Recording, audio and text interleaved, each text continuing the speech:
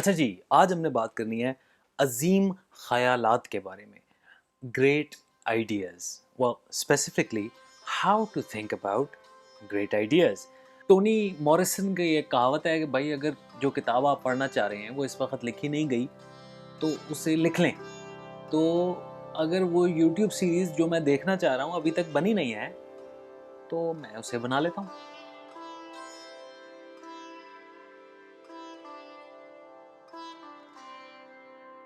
That is the basic idea behind this series. This is going to be a set of videos जिसमें हम मुख्तलिफ ख़यालात के बारे में गुफ्तगू करेंगे।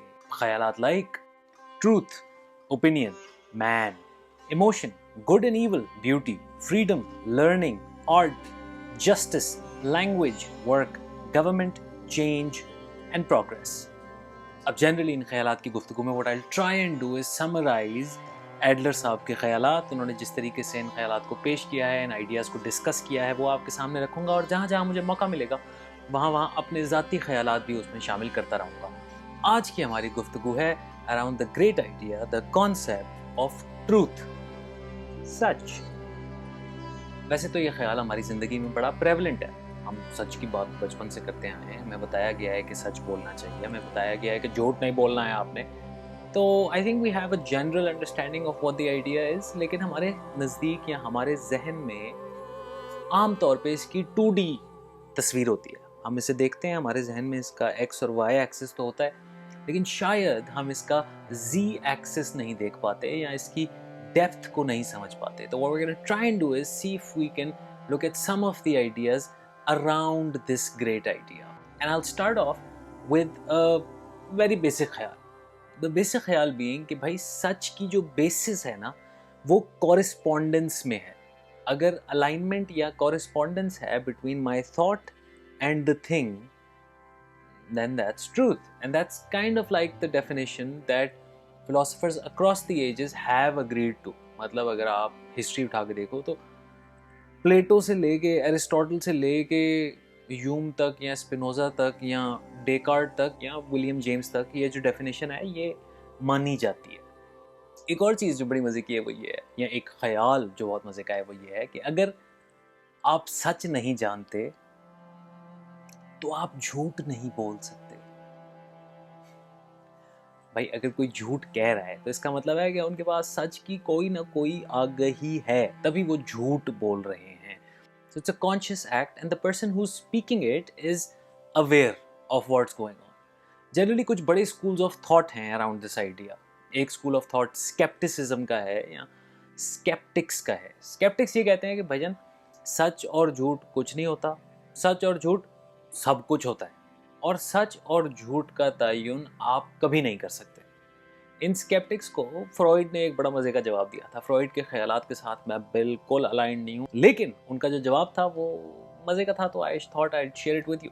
उनका जवाब ये था, not in his exact words, I am paraphrasing, but essentially what he said was कि अगर सच और झूठ कुछ नहीं होता तो वो पेन किलर के इंजेक्शन की जगह कोका कोला ठोक दिया करें, क्या प्रॉब्लम है।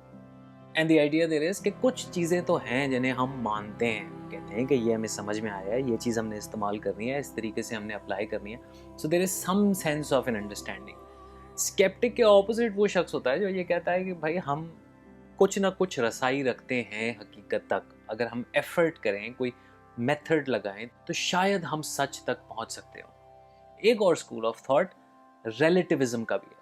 रिलेटिविस्ट ये कहते हैं कि भाई कोई चीज़ मेरे लिए सच हो सकती है और हो सकता है कि वो आपके लिए झूठ हो, और कोई चीज़ आपके लिए सच हो सकती है और जो हो सकता है कि मेरे लिए झूठ हो। इसी तरह कोई चीज़ हो सकता है कि सालों पहले सच हो लेकिन आज नहीं हो, और ये भी हो सकता है कि कोई चीज़ आज सच हो और शायद आने वाले सालों में ना हो।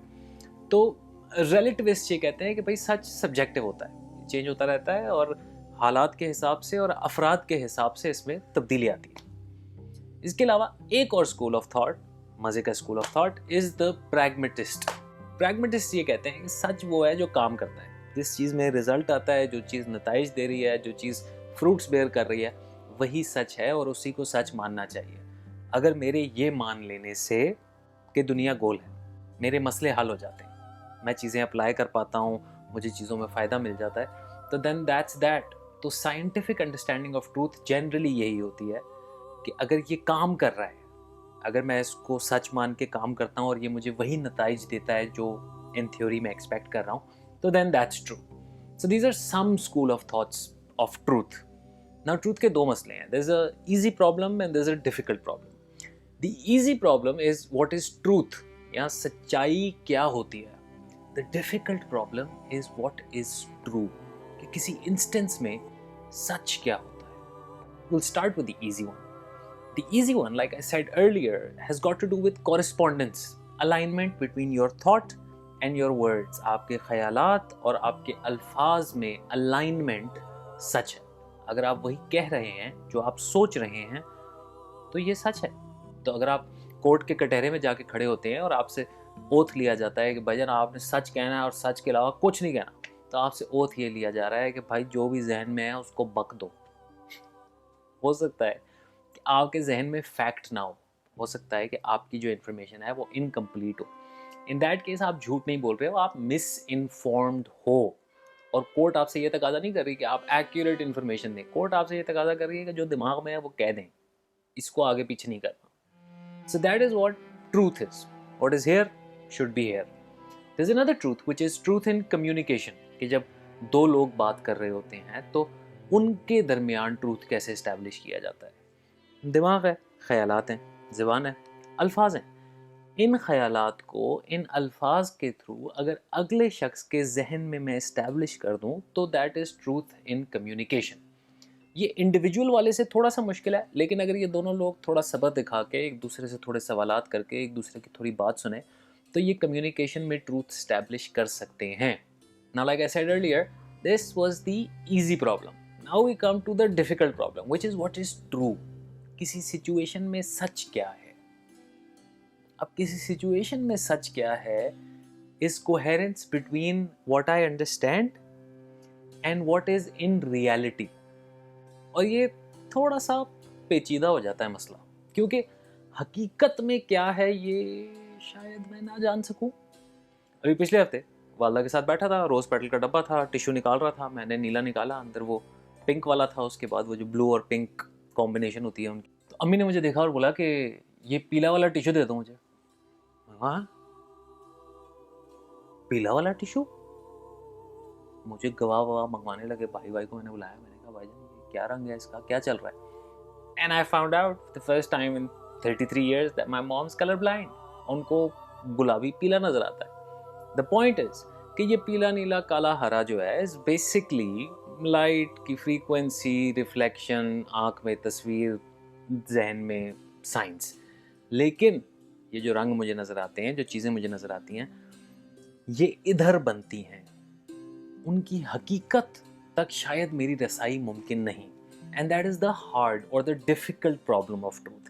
How do we ascertain that the reality of a thing is the same as my impression of that thing?